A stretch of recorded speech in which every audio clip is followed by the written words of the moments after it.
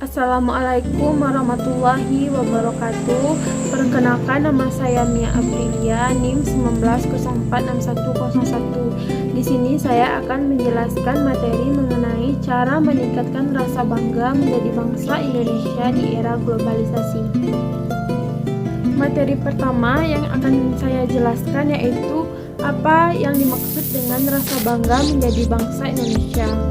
Kata rasa bangga menjadi bangsa sudah sering kita dengar, kita ucapkan, bahkan kita wujudkan dalam kehidupan sehari-hari. Hans Kohn menyatakan bahwa rasa bangga menjadi bangsa adalah suatu paham yang berpendapat bahwa kesetiaan individu harus diserahkan kepada negara kebangsaan. Sedangkan menurut Sartono Kartodirjo mengatakan bahwa rasa bangga menjadi bangsa Indonesia adalah gejala historis yang tidak dapat dilepaskan dari pengaruh kekuasaan kolonial bangsa Barat. Materi selanjutnya mengenai arus globalisasi. Sebagaimana kita ketahui bersama, globalisasi yang dihadapi sekarang ini merupakan tahapan berikutnya dari dua tahap sebelumnya. Globalisasi pertama yang berlangsung pada abad ke-15 sampai dengan 18 sering diistilahkan dengan jargon The Globe is Round.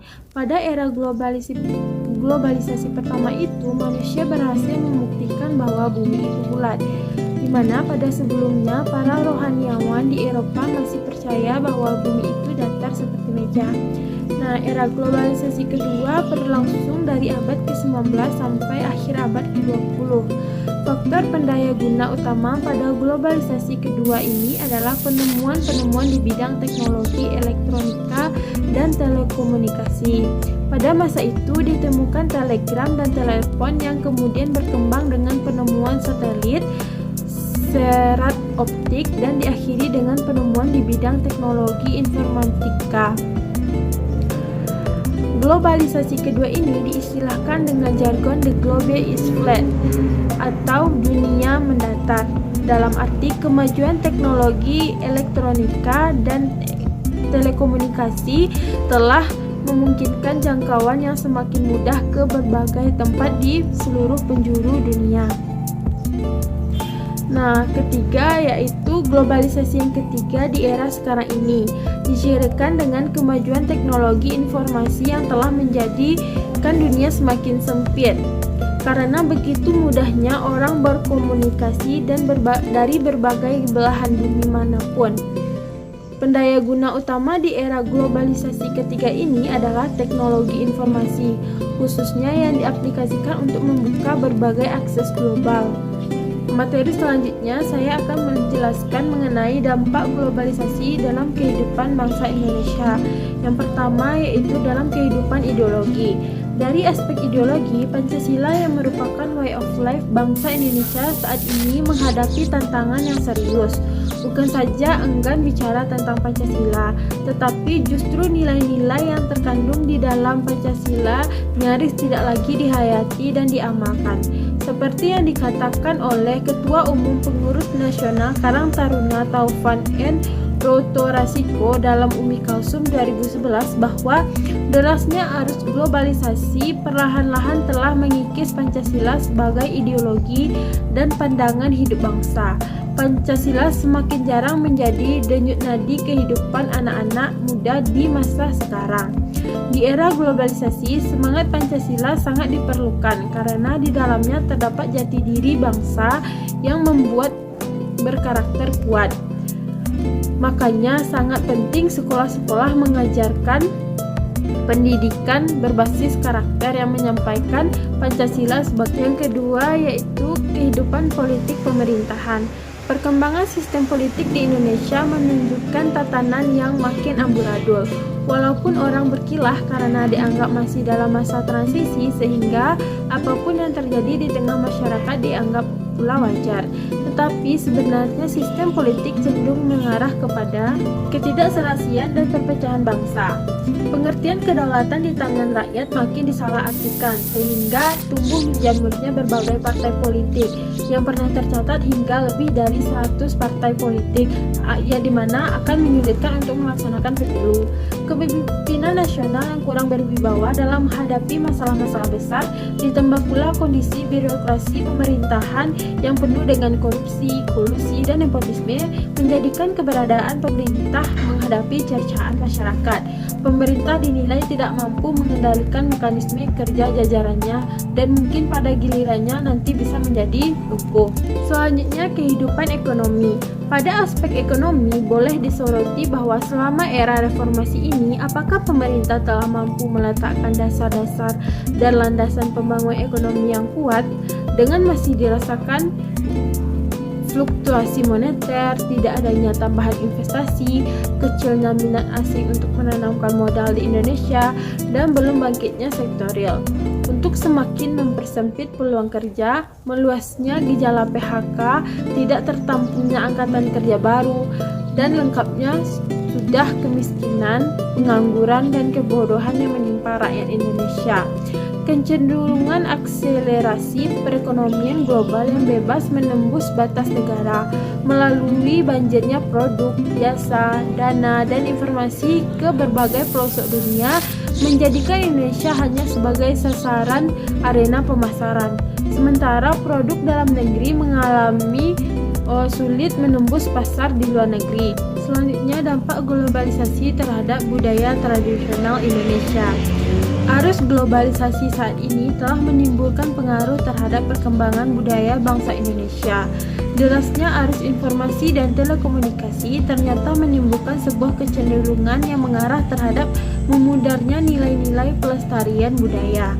Perkembangan 3T yaitu transportasi, telekomunikasi, dan teknologi mengakibatkan berkurangnya keinginan untuk melestarikan budaya negeri sendiri. Budaya Indonesia yang dulunya ramah tamah, gotong royong, dan sopan berganti dengan budaya barat, misalnya pergaulan bebas. Berpakaian remaja Indonesia yang dulunya menjunjung tinggi norma kesopanan telah berubah mengikuti perkembangan zaman. Ada kecenderungan bagi remaja putri di kota-kota besar memakai pakaian minim dan ketat yang memamerkan bagian tubuh tertentu. Budaya berpakaian minim ini dianut dari film-film dan majalah-majalah luar negeri yang ditransformasikan ke dalam sinetron-sinetron Indonesia. Derasnya arus informasi yang juga ditandai dengan hadirnya internet turut serta menyumbang bagi perubahan cara berpakaian. Pakaian mini dan ketat telah menjadi tren di lingkungan anak muda. Salah satu keberhasilan penyebaran kebudayaan barat ialah meluasnya anggapan bahwa ilmu dan teknologi yang berkembang di barat merupakan suatu yang universal. Maksudnya budaya barat dalam kemasan ilmu dan teknologi diterima dengan baik. Pada sisi inilah globalisasi telah merasuki berbagai sistem nilai sosial dan budaya timur termasuk Indonesia, sehingga terbuka pula konflik di antara teknologi dan nilai-nilai ketimuran. Materi yang terakhir mengenai esensi rasa bangga menjadi bangsa Indonesia yang harus dipertahankan. Sesungguhnya nilai-nilai rasa bangga menjadi bangsa itu bersumber dari sosiokultural bangsa dan bumi Indonesia. Sekalipun akan mengalami interaksi dengan dunia luar dalam era globalisasi, tetapi hakikatnya tidak boleh berubah. Menurut Sutomo 2008 ada beberapa esensi rasa bangga menjadi bangsa Indonesia yang harus dipertahankan. Yang pertama yaitu Pancasila. Nilai-nilai Pancasila sebagai intrinsik tidak akan berubah, apalagi hal itu memiliki nilai-nilai dasar dan sebagai way of life bangsa Indonesia, serta sebagai dasar negara Republik Indonesia akan tetap dapat dipertahankan. Sekalipun saat ini mengalami pasang surut dan mungkin sedikit memudar, sifatnya tentu hanya sementara. Oleh karena itu, menurut Taufan dan Umi Kalsum 2011 bahwa pemuda Indonesia harus disadarkan setiap hari tentang pentingnya aktualisasi nilai-nilai Pancasila. Nah, esensi yang kedua yaitu Undang-Undang Dasar 1945. UUD 45 sebagai sumber dari segala sumber hukum di Indonesia akan tetap menjadi kaidah utama. Sadari dan diimplementasikan bahwa untuk menata negara dan masyarakat diperlukan berbagai undang-undang dan peraturan yang tentunya harus bersumber pada Undang-Undang Dasar ini. Faham kebangsaan menyadari dengan sepenuhnya bahwa semua tata kehidupan bangsa harus telah tertuang dan teratur di dalam pasal-pasal Undang-Undang Dasar tersebut. Hal ini sekaligus merupakan komitmen bersama dalam mendirikan negara Republik Indonesia. Yang ketiga yaitu rasa cinta tanah air dan rela berkorban.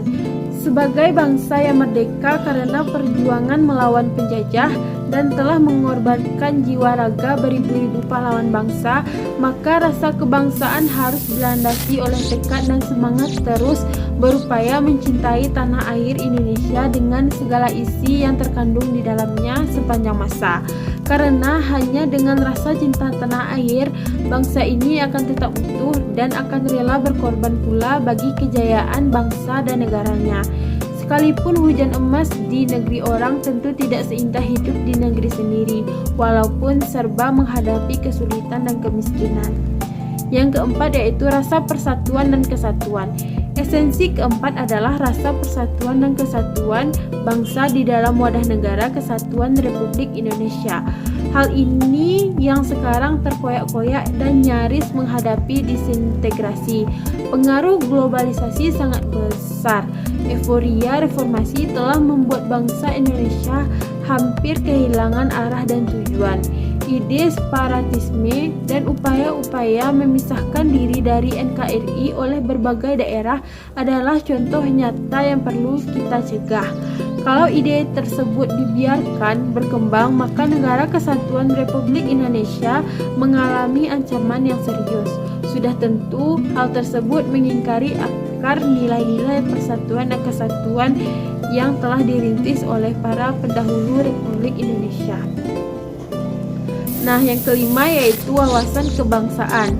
Esensi kelima tentang wawasan kebangsaan yang bersumber dari wawasan Nusantara dan ketahanan nasional hendaknya terus dapat melekat pada hati dan dihayati sepenuhnya oleh warga negara Indonesia, sehingga tertanam pola pikir, pola sikap, dan pola tindak yang serba Nusantara, merangkul semua kepentingan dan mengarahkan pada cita-cita dan tujuan pembangunan nasional. Wawasan kebangsaan juga mengandung tuntutan untuk mewujudkan jati dirinya, serta mengembangkan tata lakunya sebagai bangsa yang memiliki nilai-nilai luhur budayanya, yang lahir dan tumbuh subur sebagai penjelmaan kepribadian. Terakhir yaitu disiplin nasional. Menurut Bajuri Widakdo, disiplin nasional adalah sikap politik seluruh warga negara untuk sadar melaksanakan seluruh kebijakan nasional dari negaranya. Disiplin nasional ditujukan pada disiplin lembaga tertinggi dan tinggi negara, disiplin organisasi kekuatan politik, disiplin organisasi badan ekonomi, disiplin RT, RW, dan RK, disiplin keluarga, dan ujungnya adalah disiplin pribadi. Bangsa yang ingin maju dan mandiri harus memiliki disiplin nasional yang tinggi. Rasa bangga menjadi bangsa berakar pula pada budaya disiplin bangsa tersebut. Justru antara disiplin nasional dan rasa bangga menjadi bangsa merupakan dua sisi mata uang yang saling berpengaruh. Makna dan esensi disiplin nasional akan terlihat pada disiplin para penyelenggaraan negara, tertib dan lancarnya pelayanan masyarakat, serta dalam berbagai kehidupan sehari-hari. Jadi di sini dapat kita simpulkan bahwa globalisasi tersebut memiliki berbagai dampak, baik itu dampak positif ataupun dampak negatif bagi bangsa kita. Intinya adalah kita harus dapat memfilter bagaimana globalisasi yang sedang terjadi. Kita harus tetap teguh pada pendirian dan tidak melunturkan kebudayaan kita. Kita harus tetap menanamkan rasa bangga terhadap bangsa Indonesia. Kita harus tetap mempertahankan rasa cinta tanah air kepada bangsa Indonesia, walaupun berbagai kebudayaan atau berbagai pengaruh dari luar masuk ke dalam Indonesia. Kita harus tetap teguh pendirian terhadap Indonesia. Kita harus bangga menjadi bagian dari Indonesia. Baik, sekian penjelasan materi dari saya. Mohon maaf apabila ada kesalahan. Terima kasih atas perhatiannya. Assalamualaikum warahmatullahi wabarakatuh.